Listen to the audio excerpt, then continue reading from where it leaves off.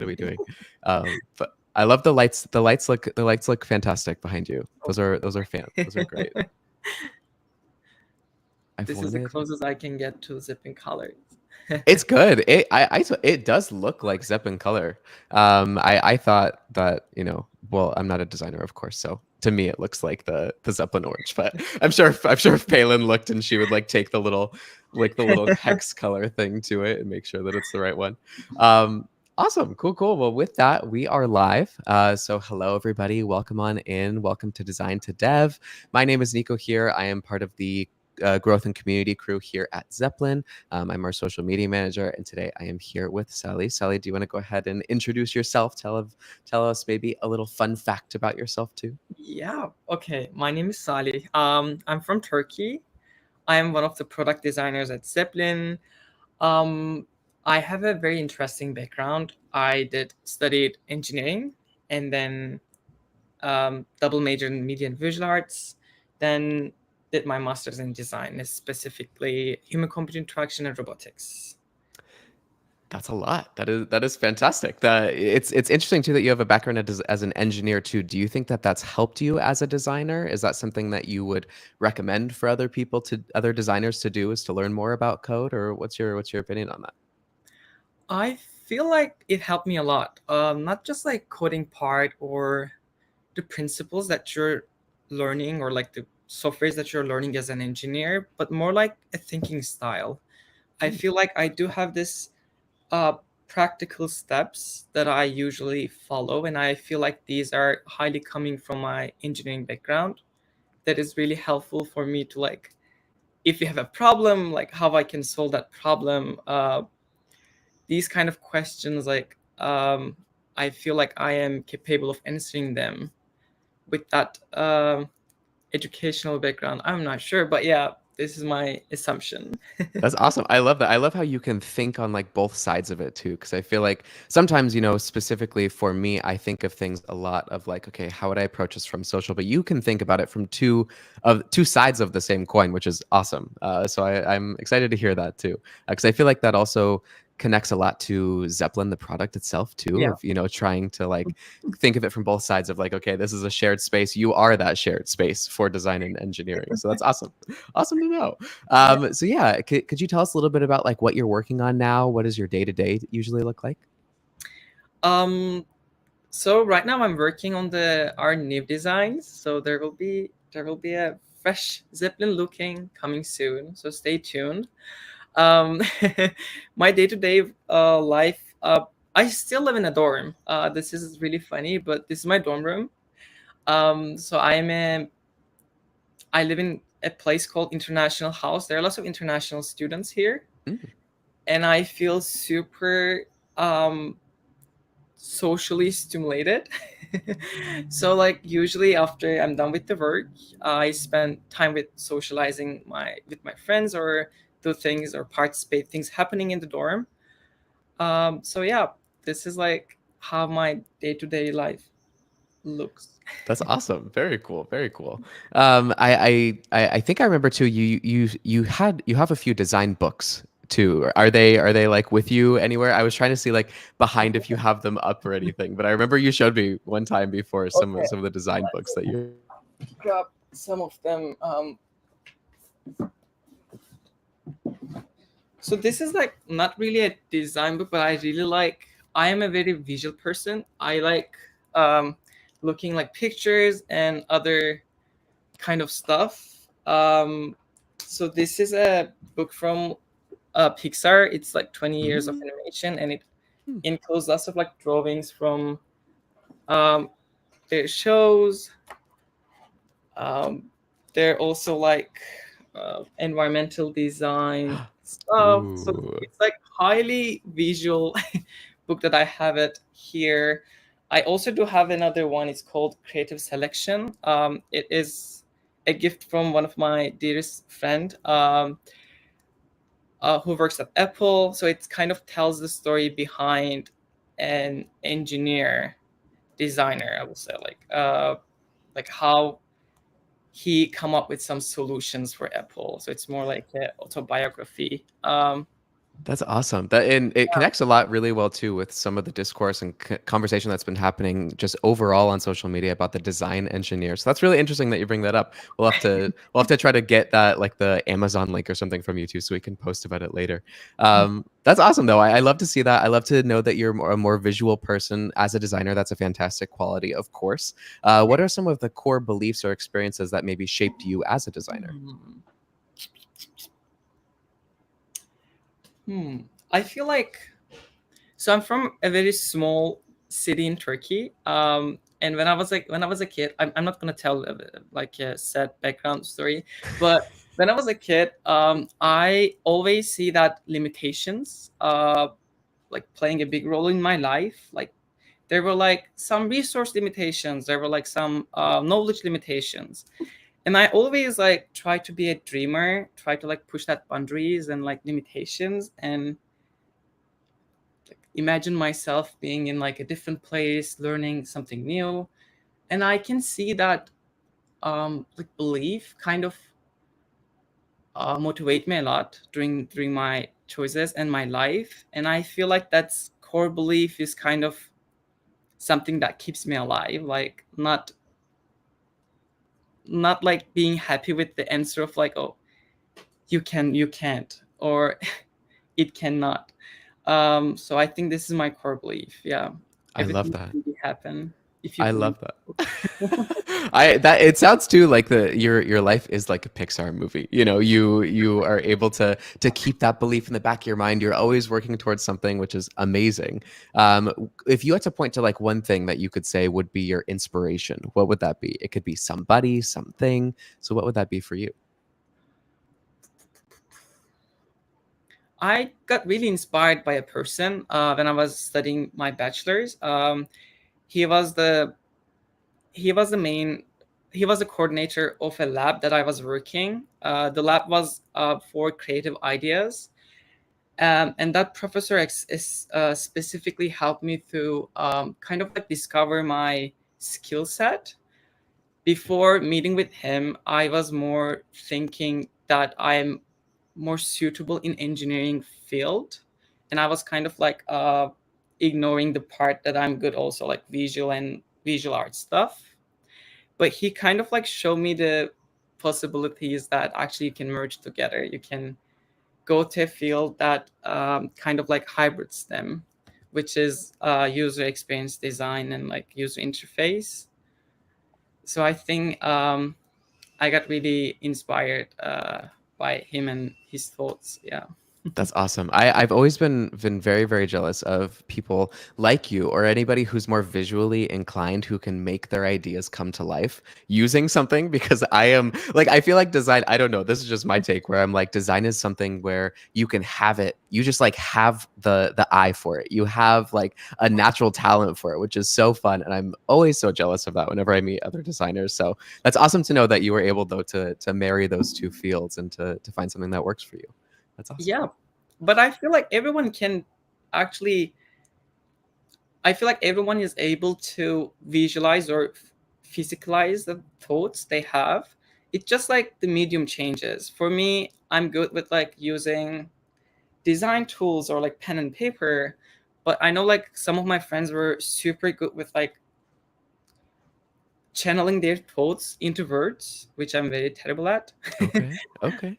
Or some people are like super good with their like physical their hands, or like so they can create things that are more physical. They're so good with like sculpting. So I feel like everyone just should take some time for themselves to kind of like figure out what medium is good for them to channel these thoughts happening in their mind to real physical things. Yeah. I love that. I think everybody has a medium. It's just waiting for it to be discovered. Yeah. That is a beautiful saying, and I think that'll resonate a lot with a lot of people. So I'm happy to hear that. That's great. I'm really happy to know a little bit more about you, about your background. Moving on, I'd like to start off with a segment that's very promptly named overrated or underrated. So I'm going to throw out a few terms for you here, and you're going to tell me if they are overrated or underrated in your opinion, and maybe like one sentence about why to defend your opinion. Okay. So the first one, I have a few fonts for you. The first font is Inter. Mm, I will say in between. It's a great collection. There's lots of like use cases. Uh, but sometimes I feel like, especially for UI design, it might be highly overused. That we also have like other good fonts as well. So Mhm. that's why I'm positioning in between. There you go. Next font for us is Papyrus. Overrated or underrated, in your Oh, opinion? I will say overrated. Uh, so like I was super skeptical about that font. But I remember that font because there is this new about Avatar movie. They use a font that is similar to Papyrus without actually having the copyrights of it. So there is like this discussion on social media that I remember, and I was like, "What is that font? Let me check." And when I see it's like application is super niche. If you want to use that font, you should have a vision in your mind. Like, specifically choose that font. Um, but yeah, I will say overrated. All right, good to know. Good to know. The next one is more of a I guess just like a practice. Naming your layers, is that overrated or underrated? Mm. My current version will say underrated. Um, because like sometimes we have like tons of frames. Even sometimes I'm losing myself, like try to find out what's that frame for. And by naming the frames, actually, you can also indicate what are these containers or frames for. I found it super helpful. Thank you to my um, crew lead, Pelin, to help me to go through that process for adopting layering names. Awesome. There we go. I think it's becoming a theme now. I think both Stacy and Chloe both also said that naming your layers is underrated because they were like, now that I'm here, it's like I can see the importance of it. Which is so. I think the connection here is Palin, is the great person to get people to name your layers, which is fantastic. Awesome. And then the last one here for you would be flat design. Do you think flat design is overrated or underrated? I think it's kind of in the middle. I highly believe that flat design is something that people should lean more because it we are like even right now in my room there are lots of like visual stimulus coming through the environment, and in that sense when I look into a screen there's already that light coming through my eyes. I don't want to see any other like shadow detail. Like these are making me feel super Mm, stimulate. hmm. So I'm like, flat design is so great for kind of like balancing that um, real life over stimulations and like what is coming from the screen. I love that. That's fantastic to know. Very interesting. So you're a fan of iOS 7 and beyond, not so much of skeuomorphism. That's not that's not it in you. That's good. Good to know. All right. And of course, too, moving on to our next section here at Zeppelin, we are all about the workflow. So these next questions are geared more to see what your opinion is towards some of your workflow ideas. So the first question I have for you is, how is your relationship with your developers? Hmm. I love the developers in our crew. They are super open to communication and they're super responsive. So in that sense, they are making me feel good when I'm like going and bothering them. Like I'm here with a one design change request. So in that sense, I feel like we are also as a design crew, we are also super flexible. So I'm seeing that us as a design crew being flexible, kind of reflecting back. Mhm. So in that sense, designers, developers are also flexible towards us, and we are really prioritizing design because at the end we are doing something related with design tools and like design oriented. So I will say, yeah, we have a pretty decent, great communication. Awesome. That's good. And speaking of the communication, how is communication with developers different from communication with other designers? Hmm. Okay, there's some like challenges communicating with developers because of the shared vocabulary. I feel like with with designers, we have lots of like common vocabulary. We're using the same tools, so everything we mention, everything I mention, make more sense to the other follow designers.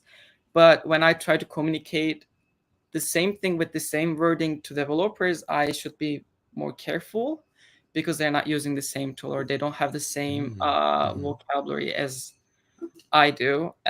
Same applies to me when they are like communicating with me. If they're gonna be like throwing some like software developer terms to me, I will be like, okay, let me search first. I will spend some time to like um, understand that message. But yeah, so I feel like when you're communicating with your developers, just keeping that thing in your mind, like they are not coming from the same background as you do, so you need to more um, simplify things Mm-hmm. and make it more clear. Yeah, I love that. I think that it was so funny because I was thinking I haven't done a hackathon at Zeppelin yet, but I hope that we get a chance to. Because one of the ideas that I always had was like we should invent a translator for design to dev. Like you input like the message you're going to send to your developer or vice versa, and then it's like, oh, you might want to, let's change that up a little bit. They don't know what this is. I love the idea. I think we should definitely do it. To any of the crew listening, I call Salih on my team, on the crew for the hackathon. And that's what we're going to do. So nobody can steal that idea. Awesome. Cool, cool. Well, I'm excited to hear your take on this next question because, of course, you have experience in both aspects of it on design and dev. What does the future of design to dev look like, in your opinion? Mm. Right now, I see the tendency these two like fields are merging more than the past. I feel like even the education, like even the like university educations are in like lectures designed around these two topics are giving sense of like both. So in that sense, people are learning more about both sides. And as I mentioned, I'm reading that book about like called creative selection, but I cannot describe if that person is a software engineer or a designer. So that there's this person who is more like both. So since the people are merging, there is a potential in the future these whole process, design to development, being more merged, Mm. maybe kind of like monopolized by a person. So yeah, this is, I don't know, this is my guess for the future, and we will see. Awesome. I love that. And a quick follow-up question to that too. I've seen a lot of people, a lot of folks are talking more about AI, and how AI is going to help us start generating code a lot more efficiently. You're going to be able to sort of go from design to dev using AI. What do you think of AI in the field? Will that be something that helps people get to that level of there's going to be one person who is sort of that design engineer who does both? Or like, where do you think it could shape the field in the future? First of all, I think AI has a great potential if it is used in the right cases. So I can definitely see it help.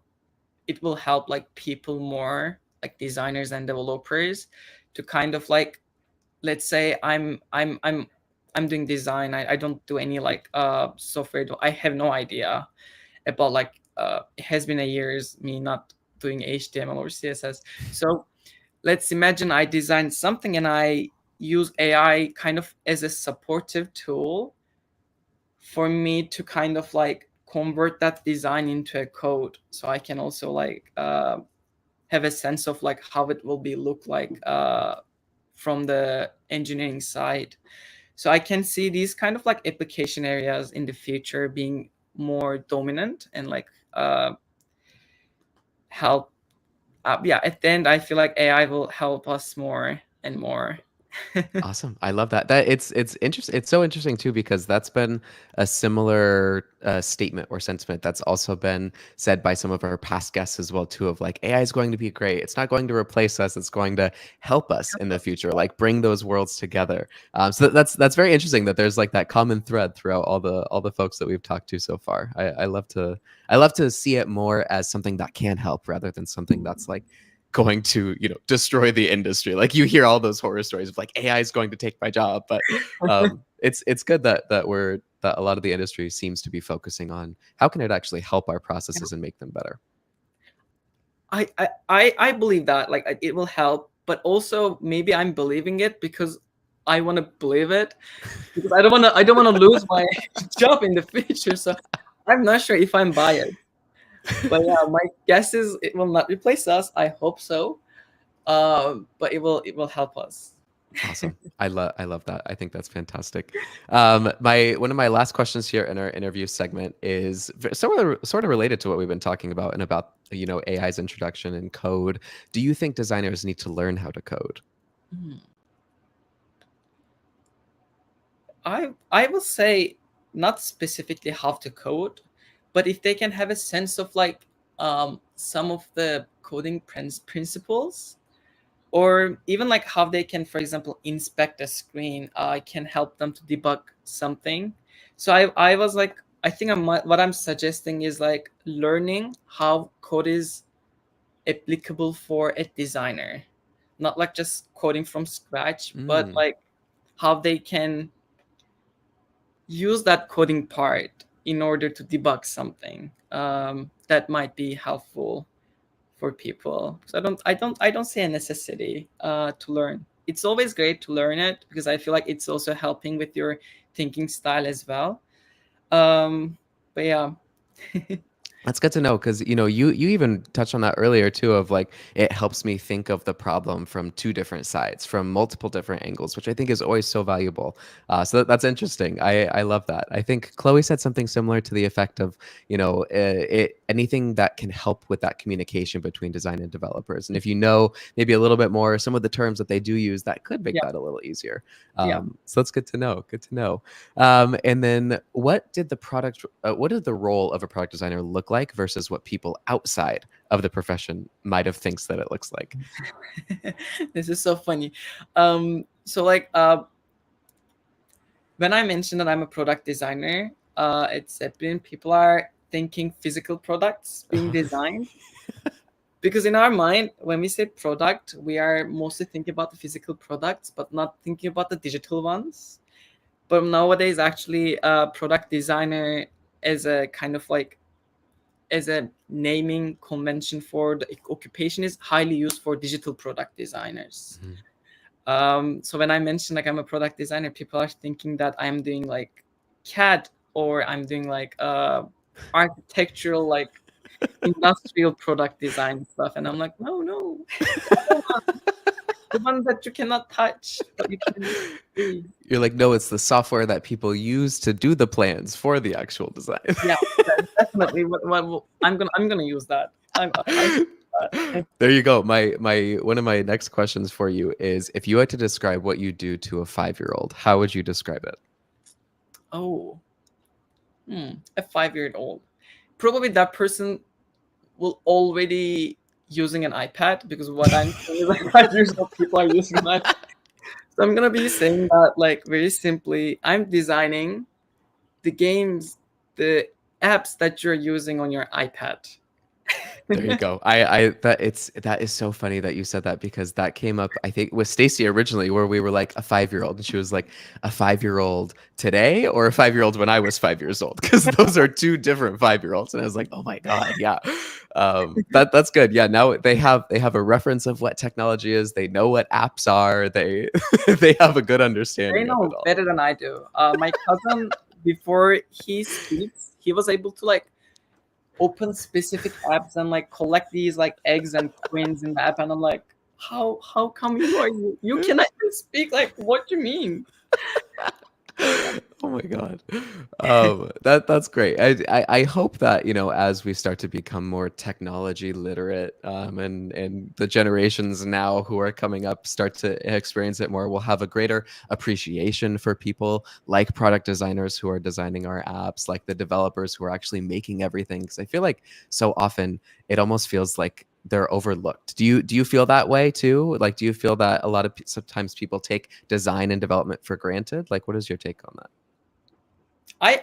Yeah, I think like it's more like, like after a movie there's this credit scene that we always skip and do not think about it, but we Mhm. appreciate the people who are more like presented visually. And I feel like designers and developers are not these people, but they're the brain behind the stuff. So I think these two things are pretty similar. I Um, love that. I love designers and developers. Like the Sally's message to everybody is stay for the credits, figure yes, out who made it, give some appreciation. credit scene. I love it. I love it. Stay for the credits. Say thank you to your designers and developers. If you work for a digital product company, a software as a service, just give a quick thank you and a shout out to the people who are making it run. Awesome. I love that. That wraps up our interview section, our segment. To sort of transition now into the next one, I have a few rapid fire questions for you. You're more than welcome to take a few seconds to think about your answer if you would like, but hopefully they shouldn't be too hard. So the very first one is, if you had to guess, how many rectangles have designers created? Ooh. Oh wow. I'm just like thinking is in English like not my thing. So I'm like, what is the biggest number I know? I'm just like recalling it, try to recall it. I will say trillions, like maybe 4 trillion. 4 trillion. Yeah, I love four it. trillion.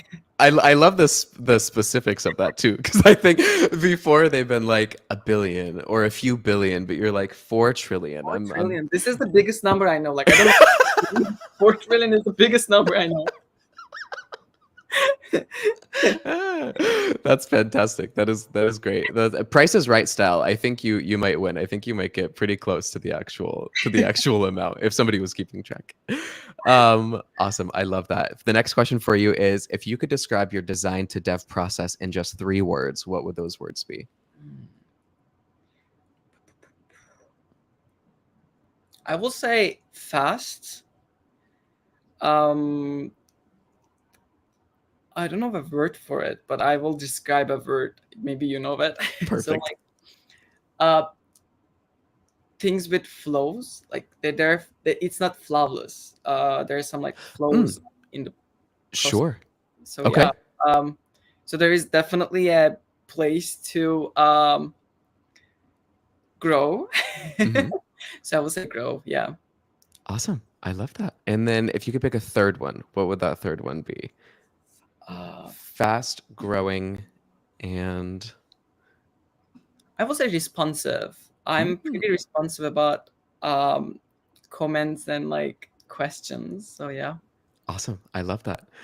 If you could describe your design process in 1 word, what would that word be? my design process. That's hard. Oh my god, I hate these questions when people ask me like describe with the one word. I'm like, I don't have that word. Um, um, design process. I will say fast again. Fast. Yeah. All right.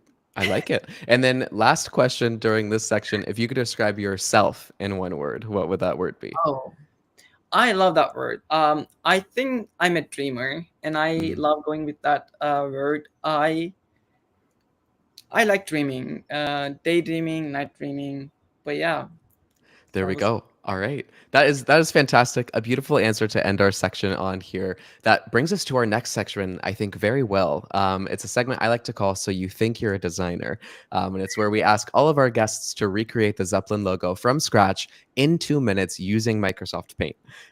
So if you want, you're welcome to go ahead and share your screen, and I'll start the timer as soon as you are ready. But we're ready to see your dreams and your visions come to life. And Palin is watching. She is in the LinkedIn comments right now, so she will be watching live to see what you're able to create. oh, okay. No, no, no pressure. Fatih is here too. He says hello to everybody. Palin mentioned that she can use your 5-year-old answer for her parents, which is great. And Connor also mentions that he's grown a greater appreciation for product designers just from watching these weekly interviews. So we did it. We convinced one person to thank a product designer. All right, we have it up. You have exactly 2 minutes. So whenever you start drawing, I'll go ahead and start keeping track, and you are ready to go whenever you're ready. Okay, I'm ready. All right. My hands are a bit shaky though. That's So okay. You can talk us through your process if you want. You can tell yeah. us what you're doing. So I'm gonna start with the basic shapes, like drawing a base bull looking Zeppelin. I don't know if it's a thing. You. And then, oh no.